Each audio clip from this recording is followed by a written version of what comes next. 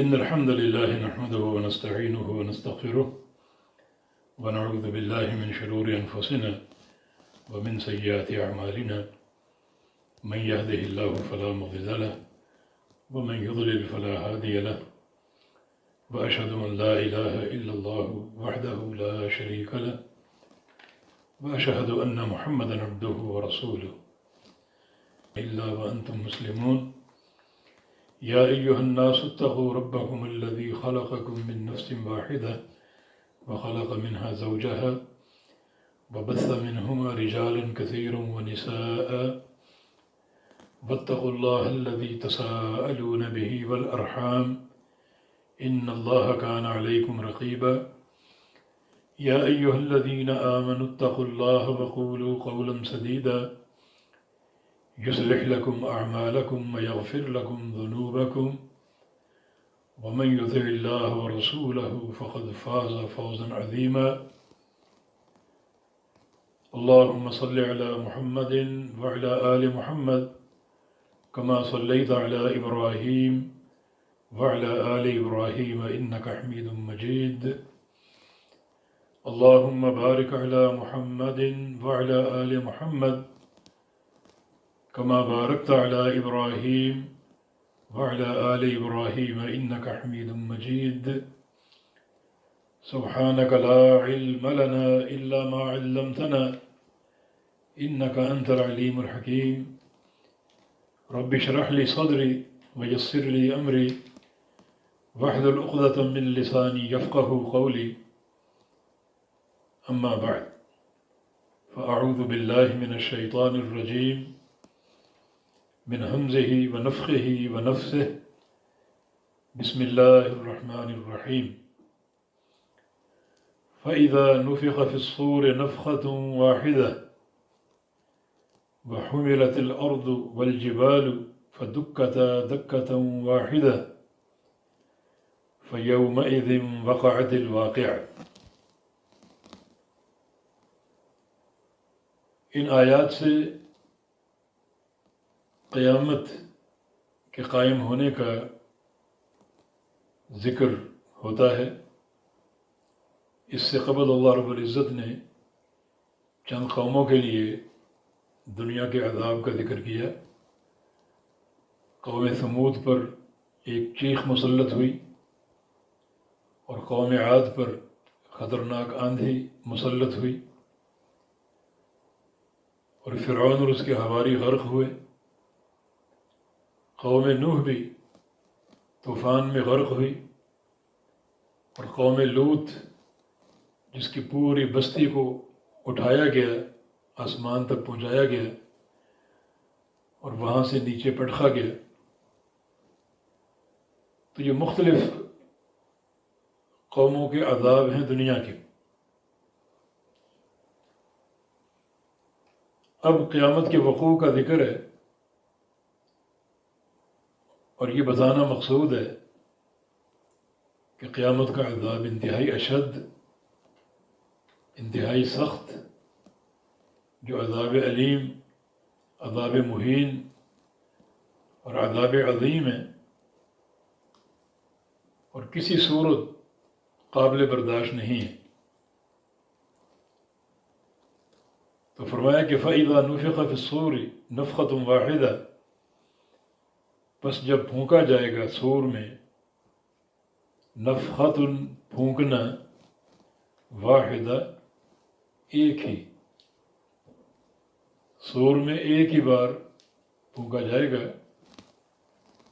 یہ بتایا گیا تھا کہ یہ پھونکا جانا دو بار ہوگا. ایک نفخۃ الصعق ہے جو پہلی بار پھونکا جائے گا اور جتنے لوگ زندہ ہوں گے سارے بے ہوش ہو کر گر جائیں گے.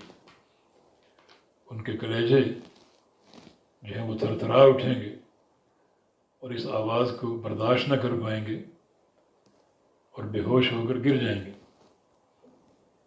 یہ صور پر جس فرشتے کی ڈیوٹی ہے وہ اسرافیل علیہ السلام ہے، جو صور منہ میں دبائے کھڑے ہیں. نبی علیہ السلام کی حدیث ہے کیف انعم وقد التقم الصور صاحبہ، کہ کہ میں بھلا تمہیں کیسے ہنستا دکھائی دوں کہ مجھے علم ہے کہ وہ فرشتہ جس نے سور پھونکنا ہے وہ سور اپنے منہ میں دبائے کھڑا ہے، چہرہ جھکا ہوا ہے اور آنکھیں عرش مولا کی طرف اٹھی ہوئی ہیں، تاکہ جو ہی اللہ کا امر آئے تو فوراً سور پھونک دیں اور اللہ تعالیٰ کے امر کی تنفیذ میں ایک لمحہ کی دیر نہ ہو۔ لو انکم تعلمون ما اعلم لضحکتم قلیلا ولبکیتم کثیرا، جو کچھ میں جانتا ہوں اگر تم جان لو تمہاری ہنسیاں بہت کم رہ جائیں اور رونا بڑھ جائے۔ یہ قیامت کا وقوع ہے، ایک ہی بار پھونکا جائے گا اور یہ نفخۃ الصعق، لوگ بے ہوش ہو کر گر جائیں گے۔ وحملت الارض والجبال فدکتا دکۃ واحدہ، اور اٹھائی جائے گی زمین، الارض زمین، والجبال اور پہاڑ۔ اٹھائے جانے سے مراد یہ کہ انہیں ان کی جگہ سے اکھیڑ لیا جائے گا، پوری زمین اکھیڑ لی جائے گی، اور پہاڑوں کو بھی جو اندر جڑیں ہیں پہاڑوں کی وہاں سے اکھیڑ لیا جائے گا، اور اکھیڑ کر اٹھایا جائے گا دونوں کو، فدکتا دکۃ واحدہ، اور دونوں کو پیس دیا جائے گا، ریزہ ریزہ کر دیا جائے گا، دکتن ریزہ ریزہ کیے جانا، واحدتن ایک ہی بار، دونوں کو ٹکرا دیا جائے گا اور دونوں ٹکرا کر آپس میں ریزہ ریزہ ہو جائیں گے، اور اس طرح مکس ہو جائیں گے کہ پتہ نہیں چلے گا کہ زمین کی مٹی کون سی ہے اور پہاڑوں کی مٹی کون سی ہے۔ اس قدر تقریب کیوں ہوگی؟ یہ سارا نظام دھرم برہم ہو جائے گا، سورج چاند ستارے بے نور ہو جائیں گے، پہاڑ بھی ٹکڑے ٹکڑے ہو جائیں گے، اور یہ زمین اور آسمان بھی توڑ پھوڑ دیے جائیں گے۔ تو اس قدر یہ تقریب کیوں ہے؟ در حقیقت یہ تقریب اللہ تعالیٰ کے غضب اور اس کے غصے کی نشاندہی کرتی ہے، کیونکہ نبی علیہ السلام کی حدیث ہے، لا تقوم الساعة الا علی شرار الناس، کہ نہیں قیامت قائم ہوگی مگر برے لوگوں پر، گندے لوگوں پر، بدعقیدہ، کافر، مشرک، بدعتی۔ اور ایک حدیث میں لا تقوم الساعة الا علی حثالة من الناس، کہ قیامت نہیں قائم ہوگی مگر فضول اور ردی قسم کے لوگوں پر۔ اور ایک حدیث میں ارشاد ہے، لا تقوم الساعة حتى لا يقال فی الارض اللہ اللہ، اس وقت تک قیامت قائم نہیں ہوگی جب تک اس زمین کی پشت پر ایک بندہ بھی توحید کو ماننے والا ہوگا۔ ایک موحد بھی اگر موجود ہے اس دنیا میں تو قیامت قائم نہیں ہوگی۔ اس ایک موحد بندے کی خاطر دنیا کا نظام چل رہا ہوگا، سورج طلوع ہوگا، غروب ہوگا، چاند طلوع ہوگا، غروب ہوگا، ستارے چمکیں گے، بارشیں ہوں گی، اور باغات اور کھیتیاں پیدا ہوں گی اس ایک بندے کی خاطر۔ اور جب وہ بھی نہیں رہے گا اور زمین پر مشرک قسم کے لوگ باقی بچیں گے، اور فاسق اور فاجر جو اللہ تعالیٰ کی غیرت کو دعوت دیں گے، کیونکہ گناہوں کا ارتکاب کرنا اللہ تعالیٰ کی غیرت کو دلکارنے کے مترادف ہے۔ نبی علیہ السلام کی حدیث ہے، بغیرت اللہ ان یأتی العبد ما حرم علیہ ربہ، اللہ تعالیٰ کو غیرت کب آتی ہے؟ جب بندہ ایسا کام کرے جو اللہ نے حرام کیا ہے، گناہ کا کام کرے۔ تو گناہ کا کام کرنا اللہ تعالیٰ کی غیرت کو دلکارنے کے مترادف ہے۔ تو اس طرح یہ سارے گناہ گار، فاسق اور فاجر اللہ تعالیٰ کو غصہ دلائیں گے، اس کے غضب کو دعوت دیں گے، اور تبھی یہ ٹوٹ پھوٹ ہوگی اور یہ قیامت کا وقوع ہے۔ بڑا ہولناک۔ تو جب زمینیں اور پہاڑ ٹکرا کر ریزہ ریزہ کر دیے جائیں گے، اور ایک ہی ضرب میں، بار بار کی ضربیں نہیں ہوں گی، ایک ہی ضرب میں۔ یہاں ایک بات کہنا ضروری سمجھتا ہوں کہ ایک بندہ بھی اگر موحد ہے تو قیامت قائم نہیں ہوگی۔ تو مانا ایسا وقت آ سکتا ہے کہ پوری ہستی بستی دنیا میں موحدین کی تعداد بہت ہی کم ہو، 2 ہو، 1 ہو، کیونکہ نبی علیہ السلام کی حدیث ہے کہ ان الاسلام بدا غریبا وسیعود کما بدا غریبا، کہ اسلام غربت اور اجنبیت سے شروع ہوا، قلت تعداد سے، اور جس قلت تعداد سے شروع ہوا اسی قلت تعداد کو لوٹے گا، اسی غربت کو لوٹے گا۔ اور اسلام کا آغاز کیا ہے؟ عمرو بن عباسہ نے نبی علیہ السلام سے پوچھا تھا، من اتبعک علی ھذا الامر یا رسول اللہ، یا رسول اللہ صلی اللہ علیہ وسلم، اب تک کتنے لوگ آپ کے پیروکار بنے؟ تو رسول اللہ صلی اللہ علیہ وسلم نے ارشاد فرمایا کہ حر و عبد، 2 ہی، ایک آزاد اور ایک غلام، آزاد ابو بکر اور غلام بلال حبشی۔ تو یہ اسلام کا آغاز ہے، اور اسی پر اسلام دوبارہ لوٹے گا۔ تو اس سے یہ ثابت ہو رہا ہے کہ کبھی حق کو تعداد پر مت تولو، مت پرکھو۔ حق کا پیمانہ کثرت اور قلت نہیں ہے، حق کا پیمانہ وہ دلائل ہیں جو کتاب و سنت سے حاصل ہوں، آیات بینات ہیں، احادیث صحیحہ ہیں۔ تو قطعاً کبھی بھی تعداد کو حق کا معیار قرار نہ دو۔ آپ نے دیکھا کہ 1 اور 2 افراد باقی بچیں گے، سچے موحدین، اور جب وہ بھی نہ رہیں گے تو قیامت قائم ہوگی۔ تو تعداد قطعاً معیار نہیں، معیار دلیل ہے، اور دلیلیں صرف 2 ہیں، ایک قرآن دلیل ہے، دوسرا ذات رسول صلی اللہ علیہ وسلم دلیل ہے۔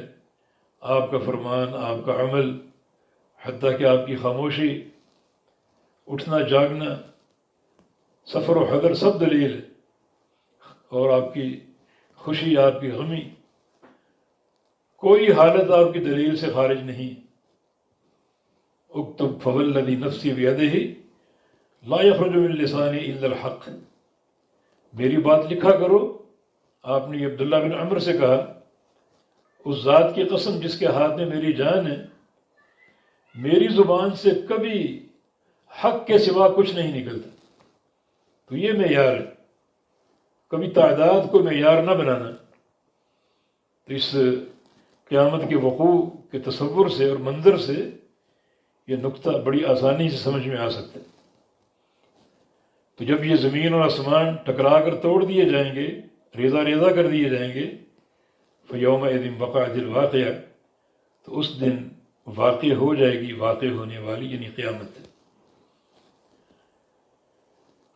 وَانشَقَّتِ السَّمَاءُ فَهِيَ يَوْمَئِذٍ وَاهِيَةٌ، اور پھٹ جائے گا آسمان، فَهِيَ يَوْمَئِذٍ وَاهِيَةٌ، بس وہ یومئذ اس دن، واہیہ بہت کمزور ہوگا، ضعیف، واہیۃ اے ضعیفۃ ساقطۃ، آج یہ آسمان شدت کی ایک مثال بنتے ہیں۔ انتم اشد خلقا ام السماء، تم سخت ہو یا آسمان سخت ہے؟ یقیناً آسمان، لیکن جب قیامت کا وقوع ہوگا یہ آسمان پھٹ جائیں گے اور انتہائی کمزور ہوں گے، گر جائیں گے، ٹکڑے ٹکڑے ہو جائیں گے۔ والملک علی ارجائها، اور فرشتے، یہ ملک واحد کا صیغہ ہے مگر ترجمہ ہم جمع کا کریں گے کیونکہ اس میں جنس ہے، یہ یعنی جن سے ملائکہ، سارے فرشتے، علی ارجائها، آسمانوں کے کناروں پر ہوں گے۔ اس کا معنی یہ کہ آسمان سارے گر جائیں گے مگر کنارے ان کے کھڑے رہیں گے فرشتوں کے کھڑا ہونے کے لیے، تاکہ وہاں سے وہ اللہ کے امر کی تنفیذ کر سکیں۔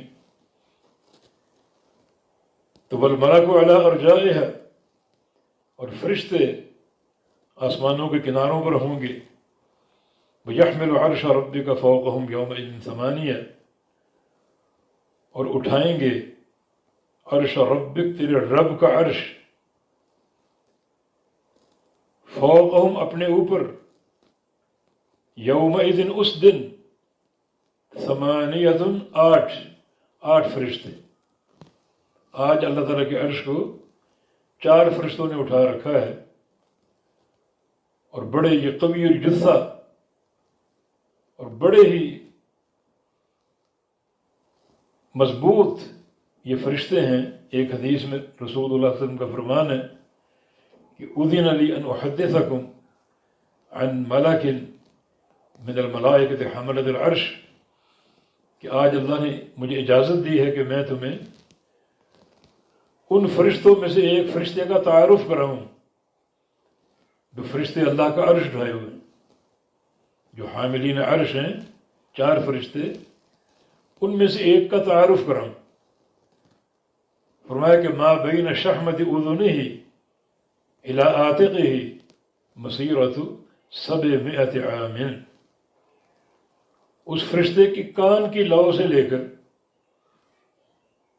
کندھے تک 700 سال کی مسافت کے بقدر فاصلہ ہے۔ آپ اپنا بھی ناپ کر دیکھ لیں، 3-4 انگلی کا فاصلہ نکلے گا، مگر یہ فرشتہ جو اللہ تعالیٰ کے عرش کو اٹھائے ہوئے ہے، ان 4 فرشتوں میں سے اس کی کان کی لو سے لے کر کندھے تک جو فاصلہ ہے وہ 700 میل کی مسافت کے بقدر ہوگا۔ اور بعض روایتوں میں جو فرشتہ اللہ کے عرش کو اٹھائے ہوئے ہے، اس کے پاؤں 7ویں زمین تک پہنچے ہوئے۔ اللہ تعالیٰ کی مخلوقات، اللہ تعالیٰ کے لشکر، جن کو اس کے سوا کوئی نہیں جانتا، تو قیامت کے روز یہ تعداد 8 ہو جائے گی حاملین عرش کی۔ تو یہ جو عرش کے اٹھائے جانے کا ذکر کیا، تو مانا قیامت نفخہ ثانیہ کے بعد قائم ہو چکی ہوگی۔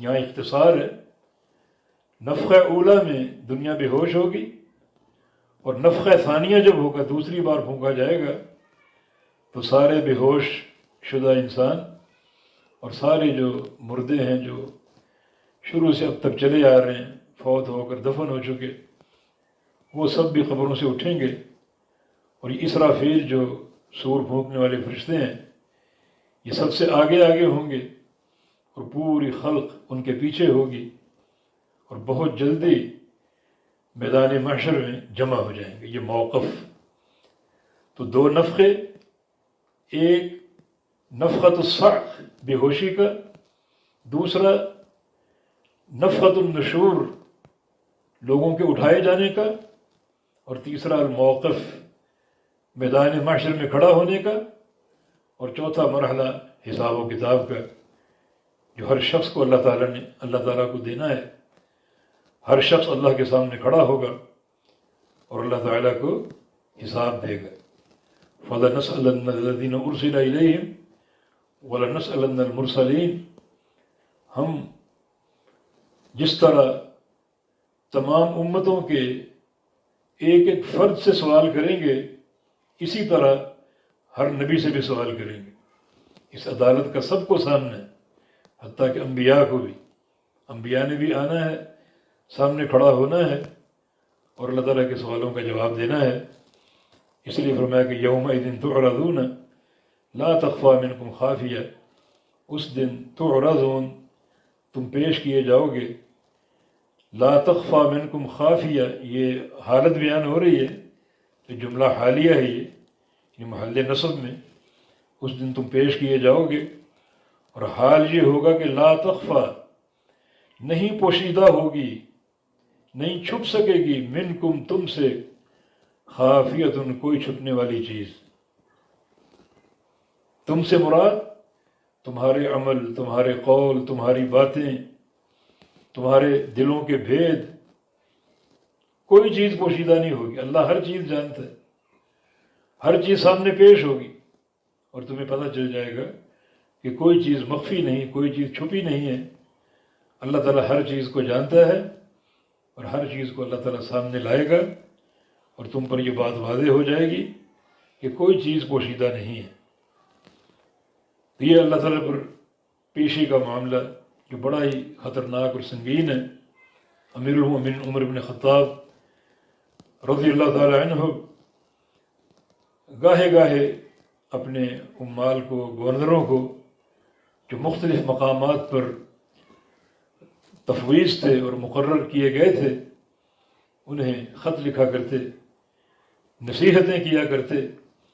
یہ نصیحت آپ اکثر کیا کرتے کہ حاسبوا انفسکم قبل ان تحاسبوا، قبل اس کے کہ تم قیامت کا حساب لیے جاؤ، آج دنیا میں اپنا حساب لے لو۔ وزنوها قبل ان توزنوا، اور قبل اس کے کہ تمہیں قیامت کے دن تولا جائے، تمہارے اعمال کو تولا جائے، آج خود اپنے آپ کو تول لو اور اپنے اعمال کا وزن کر لو۔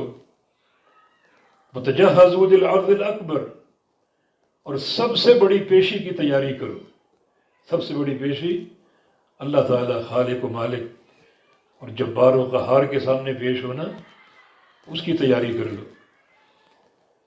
تو فرمایا کہ یومئذ تعرضون لا تخفی منکم خافیہ، اس دن تم پیش کیے جاؤ گے اس حال میں کہ تم سے کوئی چیز مخفی نہ ہوگی، تمہاری ہر چیز ظاہر ہوگی، ایک ایک بات، ایک ایک عمل، دلوں کے بھید، ہر چیز کو نکالا جائے گا، ہر چیز کو کھولا جائے گا، کیونکہ اللہ تعالیٰ پر کوئی چیز پوشیدہ نہیں ہے۔ ان اللہ لا یخفی علیہ شیء فی الارض ولا فی السماء، اللہ تعالیٰ پر کوئی چیز پوشیدہ نہیں، خواہ وہ زمین کی گہرائی میں چھپی ہو، کسی گوشے میں موجود ہو، یا آسمانوں میں کہیں ہو۔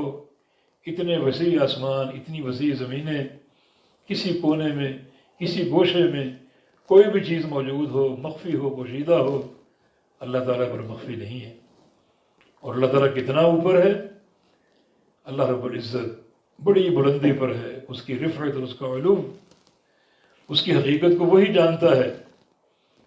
چنانچہ صحیح ابن خزیمہ میں عبداللہ بن مسعود رضی اللہ عنہ کا قول ہے، جو مرفوع حدیث کے حکم میں ہے، کیونکہ ایسی بات رائے سے نہیں کی جا سکتی، تو ایسی بات کوئی صحابی کہے جس میں رائے کا مجال نہ ہو تو اس کو علماء نے مرفوع کا درجہ دیا ہے، کہ زمین سے آسمان تک 500 سال کی مسافت ہے، اور آسمان کی جو ایک کثافت اور جرم، اس کا موٹاپا وہ بھی 500 سال کا، پھر زمین سے پھر آسمان سے دوسرے آسمان تک 500 سال، پھر دوسرے آسمان کا موٹاپا 500 سال، اس طرح 7واں آسمان، پھر اس کے اوپر ایک بحر کا ذکر ہے جس کی سطح سے لے کر تہہ تک 500 سال کی مسافت ہے۔ اوپر کرسی جو رحمان کے 2 قدم رکھنے کی جگہ ہے، وہ وہاں سے 500 سال کی بلندی پر ہے، اور کرسی کے اوپر رحمان کا عرش جو کرسی سے 500 سال کی مسافت کے بقدر ہے، اس عرش پہ اللہ تعالیٰ مستوی ہے، اور لا یخفی علیہ شیء، اس پر کوئی چیز پوشیدہ نہیں، نہ زمینوں کی کوئی چیز، نہ آسمانوں کی کوئی چیز۔ اتنی وسعتیں ہیں اس کائنات کی، اور اللہ رب العزت پر کوئی چیز پوشیدہ نہیں ہے، ہر چیز کو وہ جانتا ہے۔ چنانچہ بندوں کے اعمال بھی پوشیدہ نہیں ہیں، سارے اعمال اس پر ظاہر ہیں، اور جب قیامت کا دن ہوگا وہ سارے اعمال کو ظاہر کرے گا، کھولے گا، اور بندوں کا حساب لے گا۔ اب جب پیشی ہوگی اللہ تعالیٰ کے سامنے تو اس کے 2 طرح کے نتائج ہیں۔ کچھ وہ لوگ جن کو اعمال نامے دائیں ہاتھ میں دیے جائیں گے، جو کامیاب لوگ ہیں، اہل جنت ہیں، اور کچھ وہ جن کو اعمال نامے بائیں ہاتھ میں دیے جائیں گے، یہ ناکام لوگ، اہل جہنم۔ تو فرمایا فَأَمَّا مَنْ أُوتِيَ كِتَابَهُ بِيَمِينِهِ فَيَقُولُ هَاؤُمُ اقْرَءُوا كِتَابِيَهْ، بس لیکن من اوتیہ، جو شخص دیا جائے گا، کتابہ، اپنی کتاب۔ کون سی کتاب؟ جو فرشتوں نے لکھی ہے۔ آج ہر بندے پر فرشتے موجود ہیں، نیکیاں لکھ رہے ہیں، گناہ لکھ رہے ہیں، اور قیامت کے دن جو حساب ہوگا تو اس حساب کے موقع پر یہ فرشتوں کا نوشتہ بھی کھولا جائے گا، یہ کتابیں بھی کھولی جائیں گی، جو نیکیاں اور گناہ وہ سارے کھولے جائیں گے، بندے کو دکھائے جائیں گے، تاکہ بندوں پر حجت قائم ہو جائے اور کسی نیکی یا گناہ کا انکار نہ کر سکیں۔ تو جس کو اس کا اعمال نامہ دائیں ہاتھ میں تھما دیا گیا، بے یمین ہی یمین، دائیں ہاتھ میں دے دیا گیا، تو بہت ہی خوش ہوگا اور خوش ہونا چاہیے۔ تو وہ فرد خوشی سے اور خوشی کے جوش میں کہے گا، فیقول، پس وہ کہے گا، کس سے کہے گا؟ جو اس کو نظر آ جائے، اپنے اہل و عیال ہیں، اپنے قرابت دار ہیں، یا اپنی جماعت کے لوگ ہیں، دوست احباب ہیں، جو نظر آ گیا، کہے گا ہا لے لو، پکڑ لو، اقرأوا، پڑھ لو، کتابی، یہ میری کتاب، میرا اعمال نامہ۔ ہا جمع کا صیغہ ہے یہ، بمعنی خذو، پکڑ لو۔ ہا صرف ہو، ہا یہ واحد کا صیغہ ہے، بمعنی خذ، اور ہا ما ہو یہ تثنیہ کا صیغہ، بمعنی خذا، اور ہا ہو تو جمع کا صیغہ بمعنی خذو۔ تو ہا یہ جمع کا صیغہ ہے، فیقول، وہ کہے گا، ہا اے خذو، لے لو، پکڑ لو، اقرأوا، اور پڑھ لو، کتابیہ، میری کتاب، میرا اعمال نامہ۔ یہ کتابیہ منصوب ہے، مفعول ہے، اقرأوا سے یا خذو سے۔ کچھ لوگ کہتے ہیں کہ یہ خذو کا مفعول ہے، کچھ کہتے ہیں اقرأوا کا، اور دونوں بن جاتے ہیں۔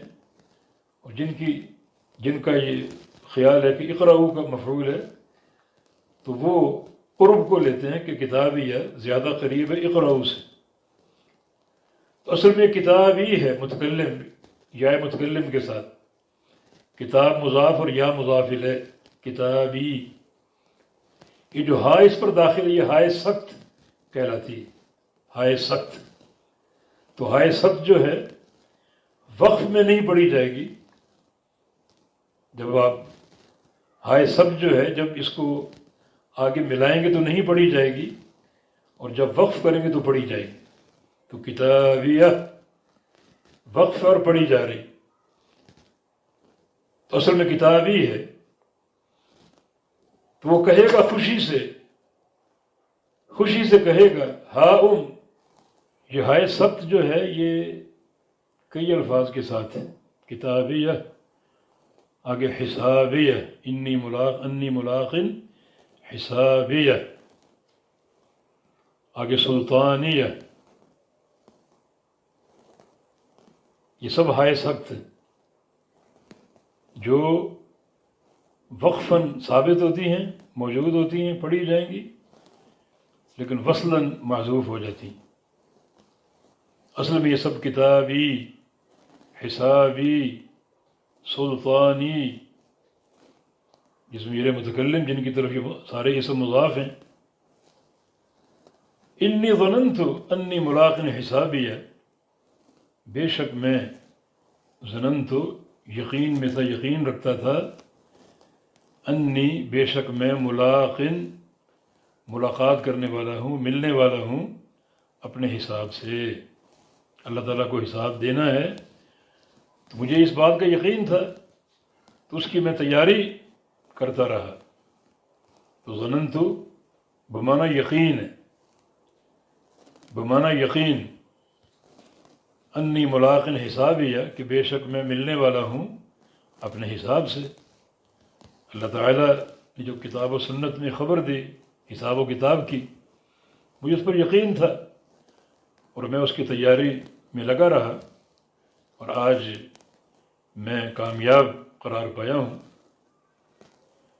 ظننتوں کا معنی گمان بھی ہو سکتا ہے، اور وہ گمان ہے مواخذے کا، کہ میں ڈرتا تھا اور مجھے گمان تھا کہ میں جب حساب کتاب میں ملوں گا تو میری پکڑ ہو جائے گی، مگر اللہ نے مجھ پر اپنا فضل کر دیا، احسان اور انعام کر دیا، اور مجھے عذاب سے بچا لیا، پکڑ سے بچا لیا، اور آج مجھے دائیں ہاتھ میں اعمال نامہ دے دیا اور کامیاب قرار دے دیا۔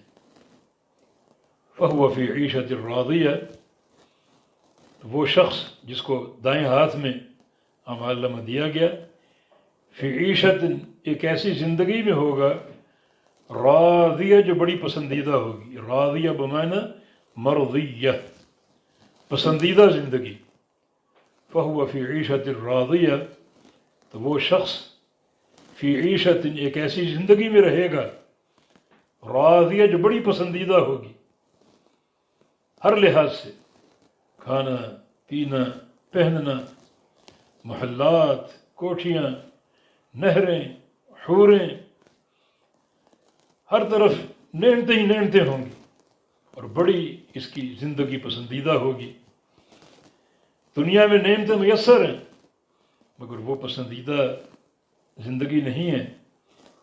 ہر نعمت کے ساتھ کوئی نہ کوئی خامی، کوئی نہ کوئی برائی جو ہے وہ منسلک ہے، اور کوئی نعمت ایسی نہیں ہے جس میں آپ آنکھیں بند کر کے اسے پسندیدہ قرار دے سکیں۔ اگر دنیا میں آپ کے باغات بھی ہوں گے تو کتنے ایسے واقعات ہوتے ہیں کہ باغات میں جناب سانپوں نے ڈس لیا، بچھوؤں نے کاٹ لیا۔ تو کوئی نعمت ایسی نہیں جو ان تکالیف سے خالی ہو۔ تو صرف آخرت کی جو زندگی اور آخرت کی نعمتیں ہیں وہ انتہائی پسندیدہ ہوں گی۔ کھانے ایک سے ایک، اور مشروبات ایک سے ایک، دودھ کی نہریں اور شہد کی نہریں، شراب اور پانی کی نہریں، اور باغات اور محلات، جناب ایک اینٹ سونے کی، ایک چاندی کی، گارا مسک کا، جتنے کینکر ہوں گے وہ سارے کے سارے جواہرات اور موتیوں کے ہوں گے، ہیروں کے ہوں گے۔ یہ ایک پسندیدہ زندگی جس کو دائیں ہاتھ میں اعمال نامہ دیا جائے گا۔ فی جنت عالیہ، اور وہ جنت میں ہوگا عالیہ جو بہت بلند، مرتفع، بہت بلند۔ بہت بلند ہونے کے دو معنی ہیں۔ ایک معنی یہ کہ وہ جنت بہت اوپر ہوگی، ساتویں آسمان پر، تو کتنی بلندی پر ہے۔ اور ایک معنی اس کے محلات بہت بلند ہوں گے، اس کی بلڈنگیں، کوٹھیاں، عمارتیں بہت ہی بلند ہوں گی۔ تو فی جنت عالیہ، ایک ایسی جنت میں رہے گا جو بہت ہی بلند ہوگی، قطوفہا دانیہ، لیکن بلند ہونے کا معنی یہ نہ لیا جائے کہ جو درختوں کے پھل ہیں وہ بھی دور ہوں گے، نہیں، قطوفہا، اس کے پھل، دانیہ، قریب ہوں گے۔ ایک انسان کھڑا، بیٹھا، لیٹا، جس حال میں چاہے پھل اس کے قریب ہوں گے۔ جس پھل کے کھانے کا اس کا ارادہ ہو وہ شاخیں اس کے قریب آ جائیں گی۔ اب وہ کھڑا ہو کر توڑ کر کھانا چاہے، تخت پر بیٹھا بیٹھا توڑ کے کھانا چاہے، یا تخت پہ لیٹا لیٹا توڑ کر کھانا چاہے، وہ پھل اس کے سامنے خود ہی پہنچ جائیں گے، اور کوئی تاخیر اور دیر نہ ہوگی۔ ما تشتہی انفسکم وَلَكُمْ فِيهَا مَا تَدَّعُونَ، لَكُمْ فِيهَا مَا تَشْتَهِي أَنفُسُكُمْ وَلَكُمْ فِيهَا مَا تَدَّعُونَ، جو تم چاہو گے وہ ملے گا۔ مثلا تمہارا جی چاہ رہا ہے انگور کھانے کا، انگور کی بیل سامنے آ جائے گی۔ ارادہ بدل جائے، انار کھانے کا جی چاہے تو انگور انار بن جائے گا، توڑ کر منہ میں ڈالا، اور جی چاہے کہ کیلا کھاؤں، وہ کیلا بن جائے گا۔ جو چاہو گے وہ ہوگا۔ تو قطوفہا دانیہ کا معنی پھل اس کے قریب ہوں گے۔ قریب سے مراد یہ کہ ان کو توڑنا آسان ہے، اور قریب سے مراد یہ کہ ان کا ذائقہ اور ان کا جو بھی آپ کی چاہت ہوگی وہ آپ کی انتہائی قریب ہوگی۔ جو چاہو گے، جو تمنا کرو گے، جو خواہش کرو گے وہ پوری ہوتی جائے گی۔ تو جنت کے پھل باعتبار مقام کے بھی قریب ہوں گے اور باعتبار خواہش کے بھی قریب ہوں گے۔ کلو، کھاؤ، وشربو، اور پیو، ہنیئن، بڑی ایک لذت اور مزے کے ساتھ۔ ہنیئن کا معنی ایسا کھانا جو بہت ہی عمدہ، بہت ہی لذیذ اور زود ہضم اور کھانے پینے میں آسان، کوئی مشکل نہیں۔ کلو واشربو، کھاؤ اور پیو ہنیئن، بڑی لذت، ذائقے اور مزے کے ساتھ، بما اسلفتم فی الایام الخالیہ، اس وجہ سے کہ جو تم نے گزارا، جو تم نے کیا، فی الایام الخالیہ، گزرے دنوں میں، فی الایام الخالیہ، جو دن گزر چکے، ان دنوں جو آپ نے عمل کیے، ان اعمال کا نتیجہ ہے کہ کھاؤ اور پیو، کھاؤ اور پیو، کوئی رکاوٹ نہیں، کوئی روک ٹوک نہیں، کوئی انقطاع نہیں، کوئی توقف نہیں، جو خواہش، جو چاہت ہوگی سب تم کو حاصل ہوگا۔ فی الایام الخالیہ، یعنی گزرے دنوں میں، اسلف تم کا معنی جو تم پیچھے گزار چکے، جو کر چکے، جو عمل اختیار کر چکے تم، فی الایام الخالیہ، گزرے دنوں میں، تو ان اعمال کا نتیجہ ہے کہ خوب کھاؤ اور پیو۔ امام وکیع رحمہ اللہ، وکیع بن جراح، بہت بڑے محدث گزرے ہیں، امام شافعی کے استاد تھے۔ انہوں نے الایام الخالیہ کا معنی ایام رمضان، ایام صوم کیا، کہ جو تم نے گزرے دنوں میں کیا اس کے بدلے آج خوب کھاؤ اور پیو۔ اور وہ گزرے دن سے مراد روزوں کے دن، رمضان کے دن، کہ ان دنوں تمہیں فاقہ کرنا پڑا، پیاسا رہنا پڑا، تو اس دن کے فاقے اور اس دن کے پیاس کے بدلے آج تم خوب کھاؤ اور پیو، کوئی رکاوٹ نہیں، کوئی انقطاع نہیں۔ تو اللہ رب العزت اپنے بندوں کو جنت کا داخلہ عطا فرمائے گا، اور ان کو کامیابیاں جو ہے وہ عطا فرمائے گا، اور ان کا اعمال نامہ ان کے دائیں ہاتھ میں دے دے گا۔ اللہ تعالیٰ بڑا غفور الرحیم ہے، بندوں کو بخشنے والا، ان سے محبت کرنے والا، اور ان کے ساتھ رحمت اور محبت کا معاملہ فرمانے والا۔ وہ چاہتا ہے کہ اس کے بندے کامیاب ہوں، لیکن جو بندے اس کے اصول توڑ دیں تو اس کی سزا ان کو یقیناً ملے گی، مگر رب کائنات کسی نہ کسی طریقے سے بندے کی کامیابی کا راستہ نکالے گا، اور کوئی نہ کوئی صورت اللہ تعالیٰ پیدا کرے گا اپنے بندوں کی کامیابی کے لیے۔ مثال کے طور پہ بندوں کی نیکیاں کم ہیں اور گناہ زیادہ ہیں، مگر رب کائنات ان نیکیوں کے وزن کے موقع پر نیکیوں کو بھاری کر دے اور گناہوں کو ہلکا کر دے۔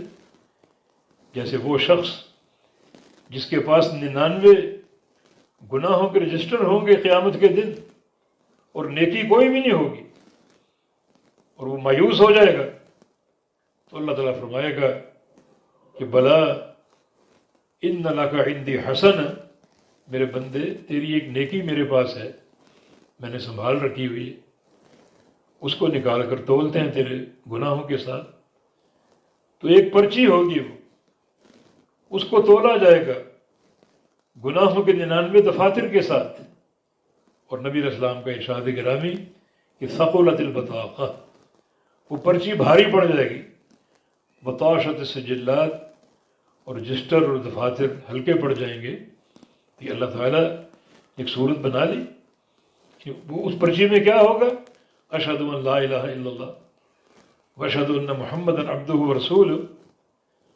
تو اللہ تعالیٰ نے اس نیکی کو اتنا پسند کر لیا کہ اس نے ایک ہی نیکی کو 99 گناہوں کے دفاتر کے مقابلے میں بھاری کر دیا۔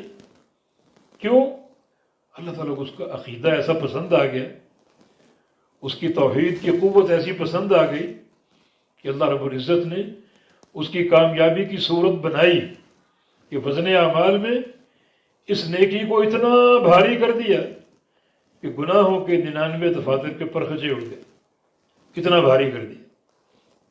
یقیناً جو بندے اللہ تعالیٰ کے لیے ایسے اعمال انجام دیں جو اللہ کو پسند آ جائیں، تو اللہ تعالیٰ ایسے بندوں کی کامیابی کی صورت نکالے گا۔ جیسے حدیث میں آتا ہے کہ ایک بندہ پکارا جائے گا حساب و کتاب کے لیے، اور اللہ کیا صورت بنائے گا اس کے لیے؟ فرشتوں سے کہے گا کہ اس کے بڑے گناہ اٹھا دو اور صرف چھوٹے گناہ پیش کرو۔ چنانچہ وہ آ جائے گا اور اس کا حساب و کتاب شروع، اور صرف اس کے چھوٹے گناہ پیش ہو رہے، بڑے گناہ پیش نہیں ہو رہے۔ اور حدیث کے الفاظ ہیں کہ وہ جب چھوٹے گناہ سنے گا تو وہ کانپ رہا ہوگا کہ ابھی تو چھوٹے گناہ چل رہے ہیں، جب بڑے گناہوں کا کھاتا کھلے گا تو کیا بنے گا میرا؟ اللہ اکبر۔ اور جب چھوٹے گناہ ختم ہو جائیں گے تو اللہ تعالیٰ فرمائے گا اجعلوها حسنات، ان تمام گناہوں کو نیکیاں بنا دو۔ اب وہ بندہ، اس میں اچانک جرت آ جائے گی اور وہ کہے گا کہ یا اللہ کچھ میرے اور گناہ بھی تھے، وہ کہاں ہیں؟ وہ نظر نہیں آ رہے۔ حدیث میں آتا ہے کہ نبی علیہ السلام کی حدیث بسا اوقات بیان کر کے ہنسا کرتے تھے۔ ابو ذر غفاری کی یہ حدیث ہے کہ اللہ کے پیارے پیغمبر جو بہت کم کھلکھلا کے ہنستے تھے، اس حدیث کو بیان کر کے آپ کھلکھلا کے ہنسا کرتے تھے۔ دیکھیں اللہ تعالیٰ نے اس بندے کی کامیابی کی صورت بنا لی۔ اور نبی علیہ السلام کی یہ حدیث بھی ہے کہ اللہ تعالیٰ بعض بندوں کا حساب اپنے بالکل قریب بلا کر لے گا، اپنا ایک پہلو اس پر رکھ کے اس کو تمام میدان محشر والے سے چھپا دے گا اور سرگوشیوں میں حساب لے گا۔ آہستہ آہستہ کوئی نہیں جان رہا کہ رب تعالیٰ اور اس کے بندے کے مابین کیا باتیں ہو رہی ہیں، سرگوشیوں میں۔ اور بالآخر اللہ تعالیٰ فرمائے گا کہ سترتها علیک فی الدنیا وغفرتها لک اليوم، کہ میں نے دنیا میں بھی ان گناہوں پر پردہ ڈال دیا تھا اور آج بھی پردہ ڈالے ہوئے ہوں، اس لیے سرگوشیوں میں حساب لے رہا ہوں، کوئی نہیں سن پا رہا، اور آج میں سب گناہ معاف کر دیتا ہوں۔ نبی علیہ السلام کی حدیث بھی ہے اللہ تعالیٰ کسی بندے کے گناہ پر اگر دنیا میں پردہ ڈال دے تو اس گناہ پر قیامت کے دن عذاب نہیں دے گا، اس کو رسوا نہیں کرے گا۔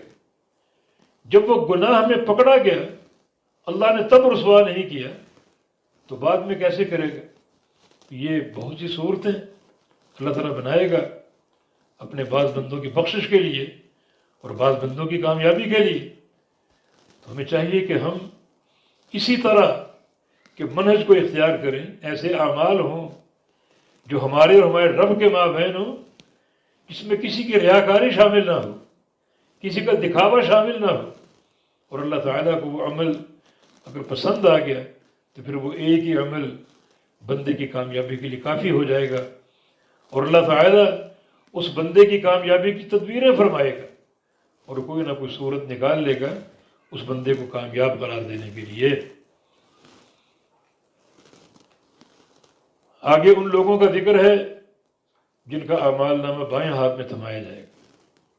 فرمایا کہ وَأَمَّا مَنْ أُوتِيَ كِتَابَهُ بِشِمَالِهِ، اور لیکن وہ لوگ جنہیں دیا جائے گا کتابہ، ان کی کتاب، بشمالہ، بائیں ہاتھ میں۔ ایک مقام پر من وراء ظہرہ کے الفاظ ہیں، وَأَمَّا مَنْ أُوتِيَ كِتَابَهُ وَرَاءَ ظَهْرِهِ، سورہ انشقاق، کہ جس کو اس کا اعمال نامہ دیا گیا پشت پیچھے سے۔ اس کے دو معنی علماء نے کیے، ایک معنی اس کے بائیں ہاتھ کو گھما کر پیچھے کیا جائے گا تو اس کے بائیں ہاتھ میں اعمال نامہ تھمایا جائے گا، اس تکلیف اور اس ذلت اور رسوائی کے ساتھ کہ اس کی پشت کی طرف سے اس کے بائیں ہاتھ میں دیا جائے گا، اس طرح کہ بائیں ہاتھ کو پھرا کر گھما کر پیچھے لے جایا جائے گا۔ بعض مفسرین نے لکھا ہے کہ اللہ تعالیٰ قیامت کے دن جو مجرم ہوں گے ان کے جرم کو نمایاں کرنے کے لیے ان کا بایاں ہاتھ ہی پیچھے لگا دے گا، اصل جگہ سے اکھیڑ کر ان کا بایاں ہاتھ ہی پیچھے لگا دے گا، واللہ اعلم۔ تو پھر یہ دونوں آیتوں کا جمع ممکن ہے، جہاں بایاں ہاتھ کا ذکر ہے سورہ انشقاق میں پیچھے کا ذکر ہے، پشت پیچھے، تو بنا ہاتھ پشت پیچھے ہوگا، جب گھما کر دیا جائے گا اور جب پشت پیچھے لگا ہی دیا جائے گا اس بندے کی تذلیل کے لیے۔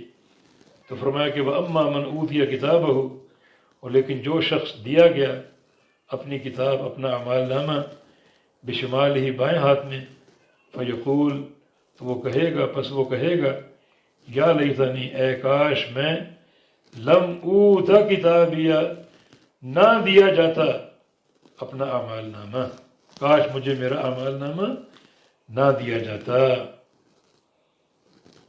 کاش مجھے میرا اعمال نامہ نہ دیا جاتا، تاکہ یہ جو ناکامی کا منہ دیکھ رہا ہوں نہ دیکھنا پڑتا، ولم ادری ما حسابیہ، اور کاش نہ جانتا میں کہ حساب کیا ہے، حساب کیا ہے، کیونکہ اس حساب کے نتیجے میں ہر چیز میرے خلاف جا رہی، ہر چیز، اور میرا ٹھکانہ واضح ہو چکا جہنم کی آگ، تو کاش مجھے میرا اعمال نامہ نہ دیا جاتا، اور کاش میں نہ جانتا ہوتا کہ حساب کیا ہے۔ یا لیتہا کانت القاضیہ، اے کاش، یہ ہا کی ضمیر موت کی طرف، کاش وہ موت جو مجھے آئی تھی کانت القاضیہ، وہی فیصلہ کن ہو جاتی اور میں دوبارہ زندہ نہ ہوتا، کاش میں دوبارہ زندہ نہ ہوتا، دوبارہ زندہ نہ کیا جاتا اس حساب و کتاب کے لیے، بلکہ جو موت مجھے دنیا میں آ گئی وہی فیصلہ کن صادر ہوتی اور دوبارہ زندگی نہ ملتی حساب و کتاب کے لیے۔ امام قتادہ علماء تابعین سے فرماتے ہیں کہ تمنا الموت، موت کی تمنا کرے گا، یہ تمنی الموت، موت کی تمنا کرے گا وہ لم یکن فی الدنیا شیء عنده اکرہ من الموت، حالانکہ جب دنیا کی زندگی تھی تو اس کے نزدیک سب سے جو مکروہ ناپسندیدہ چیز تھی وہ موت تھی، اور آج موت کی تمنا کرے گا۔ دنیا میں موت کی تمنا نہیں کرتا تھا بلکہ موت سے بھاگتا تھا، آج موت کی تمنا کیوں کرے گا؟ کیونکہ جس خوف کی بنا پر موت کی تمنا کر رہا ہے وہ موت سے زیادہ سخت ہوگی۔ دنیا میں موت کی تمنا نہیں کرتا تھا بلکہ اس کو زندگی سے پیار تھا، اور آج موت کی تمنا کر رہا ہے اس لیے کہ اس کو دکھائی دے رہا ہے کہ جو آگے معاملات ہیں وہ موت سے زیادہ سنگین ہیں اور زیادہ ہیبت ناک ہیں۔ تو دنیا میں یہ تمنا نہیں تھی، آج یہ تمنا موجود ہے، اس لیے کہ وہ جان چکا کہ اب جو زندگی آگے شروع ہوگی بڑی تکلیف میں اور بڑے ایک عذاب علیم میں، بہت ہی خطرناک اور ہیبت ناک ہوگی۔ ما اغنی عنی مالیہ، وہ کہے گا کہ نہیں کفایت کی مجھ سے میرے مال نے، کہاں گیا میرا مال؟ وہ مال بھی کافی نہیں ہوا اور کفایت نہیں کر سکا۔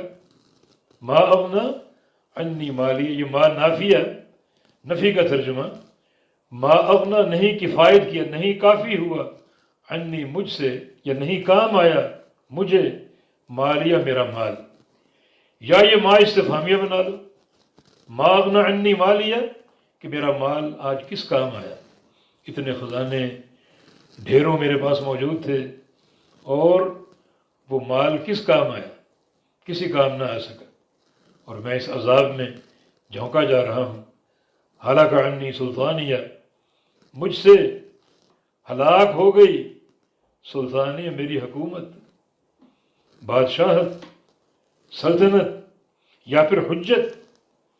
آج میرے پاس کوئی حجت نہیں ہے کہ جو نامہ اعمال مجھے بائیں ہاتھ میں دیا گیا اس پر کوئی حجت پیش کر کے نکل سکوں، اپنے آپ کو اس خطورت سے نکال سکوں، اس بھیانک معاملے سے اپنے آپ کو نکال سکوں، کوئی حجت نہ ہوگی۔ نبی علیہ السلام کی حدیث ہے، من نزع یدہ من الطاعة فإنه یأتی یوم القیامہ لا حجت لہ، کہ جو شخص اطاعت سے اپنا ہاتھ کھینچ لے گا، اطاعت سے، وہ قیامت کے دن اس طرح آئے گا کہ اس کے پاس کوئی حجت نہیں ہوگی۔ حجت اور برہان اس بندے کے پاس ہوگی جو اللہ اور اس کے رسول کی اطاعت کرنے والا ہے، اس کے لیے کامیابی کی حجت اس کے پاس موجود ہوگی جو اللہ اور اس کے رسول کی اطاعت کرنے والا ہے۔ یہ اطاعت در حقیقت حجت ہے، لیکن جو بندہ اپنے ہاتھ کو کھینچے گا اطاعت سے، وہ قیامت کے دن حجت سے بالکل خالی ہوگا، اس کے پاس کامیابی یا بخشش کی کوئی دلیل نہ ہوگی۔ اور اس محظور سے نکلنے کے لیے، اس خطورت سے نکلنے کے لیے، اس انتہائی ہیبت ناک زندگی سے نکلنے کے لیے اس کے پاس کوئی دلیل نہ ہوگی، تو کہے گا ہلاک عنی سلطانیہ، ہلاک ہو گئی مجھ سے میری حکومت، بادشاہت اور سلطنت، یا میری حجت ہلاک ہو گئی۔ اب وہ اس طرح کی باتیں کرے گا جبکہ ان باتوں کا فائدہ کوئی نہ ہوگا۔ اللہ تعالیٰ فرمائے گا خذوہ، پکڑ لو اسے، فغلوہ، اور اس کو طوق پہناؤ۔ طوق اس طرح پہنانا ہے کہ اس کے دونوں ہاتھوں کو اوپر لے جاؤ اس کے گلے تک، اور پھر گردن میں طوق ڈال دو۔ بڑی یہ خطرناک ایک حیت اور کیفیت ہے۔ فغلوہ، اس کو طوق پہناؤ اس طرح کہ ہاتھوں کو گلے پر باندھ کر گردن پر طوق ڈال دو۔ ثم الجحیم صلوہ، پھر جہنم میں اس کو پھینک دو، جھونک دو۔ ثم فی سلسلۃ ذرعها 70 ذراعا فاسلکوا، اور پھر ایک بڑے سنگل میں یا زنجیر میں، ذرعها، جس کی جو ایک لمبائی چوڑائی یا پیمائش ہے، 70 ذراعا، 70 ہاتھ کی ہوگی، 70 ہاتھ کے اس کے کنڈے ہوں گے، تو اس سنگل میں اس کو جکڑ دو۔ ثم فی سلسلۃ، پھر ایک ایسے سنگل میں، ذرعها 70 ذراعا، جس کا طول 70 ہاتھ کا، یہ 70 گز کا ہوگا، فاسلکوہ، اس میں داخل کر دو اسے، پرو دو اسے، اس سنگل میں پرو دو اسے۔ عبداللہ بن عباس فرماتے ہیں کہ وہ سنگل اس کے پخانے کی جگہ سے داخل کیا جائے گا اور اس کے منہ سے نکالا جائے گا، اور اس طرح جکڑ کر اس کو جہنم میں پھینکا جائے گا۔ اللہ تعالیٰ اپنے عذاب علیم سے پناہ میں رکھے۔ اللہ تعالیٰ ہمیں اصحاب الیمین میں داخل فرمائے، اصحاب الشمال سے ہمیں بچا کر رکھے۔ بارک اللہ فیکم، وصلی اللہ علی نبینا محمد وعلی آلہ وصحبہ وأهل طاعته أجمعين۔